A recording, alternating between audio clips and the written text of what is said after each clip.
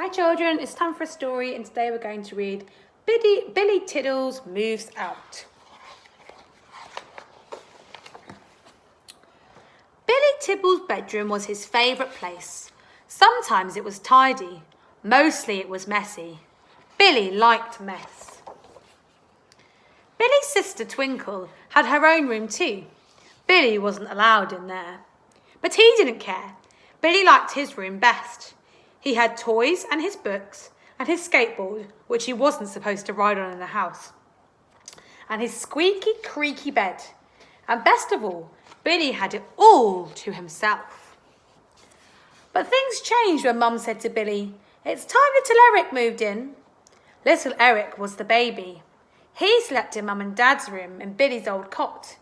"He's big enough to share with you now," said Dad. "Just think, it will be fun, 2 boys together." Billy thought about it. He thought about sharing with little Eric, about sharing his toys, even sharing his new skateboard. "It doesn't sound like fun to me," said Billy. "I don't want to." "Now then," Billy said, Dad, wagging his finger about.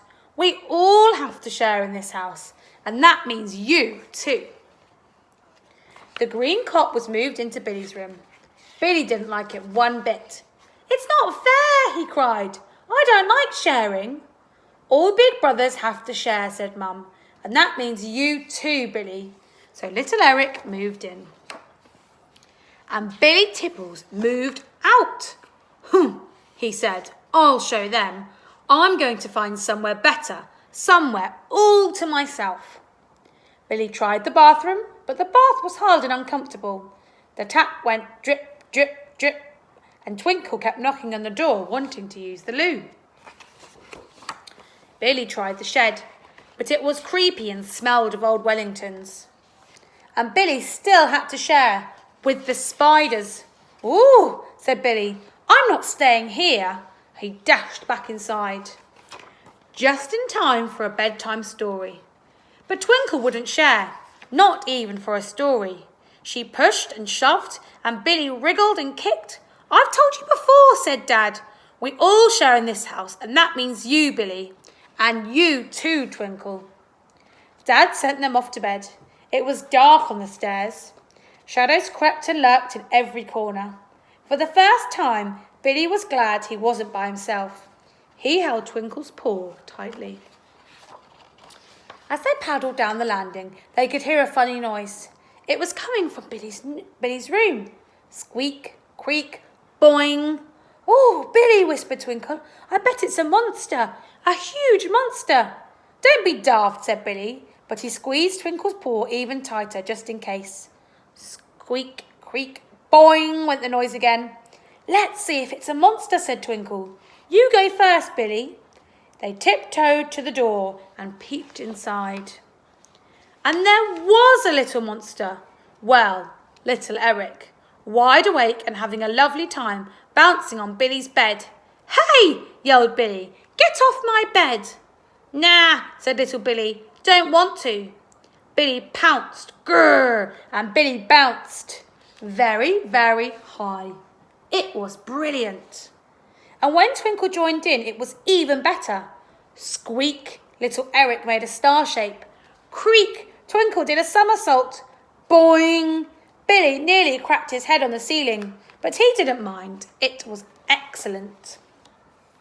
Meanwhile, Mum and Dad were looking forward to a nice, relaxing evening. "Peace and quiet at last," sighed Dad. "I wonder how the kids are getting on," said Mum. "What's that funny noise?" "Can't hear a thing," yawned Dad. Creak, boing, squeak, boing, crack! "Right," said Dad. "That's it." "What's going on?" roared Dad. "Why aren't you asleep?" "The bed's broken," said Twinkle. "How did that happen?" asked Mum. "We were sharing," said Billy. "Dad told us to." "I'm bouncing," said little Eric. Mum raised a weary paw. "No more explanations," she sighed. "They'll give me a headache, and it's very late." "We'll sort things out in the morning. The boys can share with us tonight." "Me too," said Twinkle. "I like sharing." Dad didn't look so happy about it. "Sharing with this lot," he groaned. "I don't want to." Now then, Dad, said Billy, wagging a cheeky finger. Remember, everybody shares in our house, and that means you too. So Dad moved over to make room because dads have to share just like everyone else.